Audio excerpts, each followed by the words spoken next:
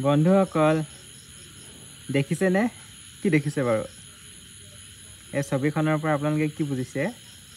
ইয়াত বুজিবলৈ বিশেষ একো নাই এই পোৱালিটো চাওকচোন ইমান সৰু নহয়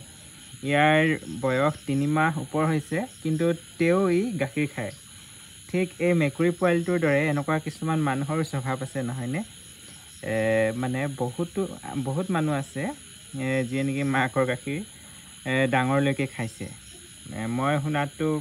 প্ৰায় 3-4 years সৰি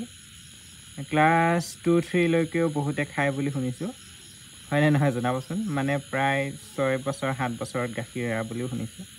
তো 6-7 বছৰতো বহুতখিনিয়ে ডাঙৰ হৈ যায় তো ঠিক এনেদৰে আমাৰ মেকুৰী পোৱালিজনী এনেকুৱা অৱস্থা চাওকচোন কি ধুনীয়া লাগিছে ন গোটেই মাকজনীক ধৰি লৈছে চাওকচোন ইমান মৰম লাগিছে একদম মাকে খাবলৈ নাই দিয়া তেও মানে টানি মেলি চাওকচোন কিমান কষ্টত গাখীৰ খাইছে মাকে পাতি দিলেও বেলেগ কথা জমনি দেই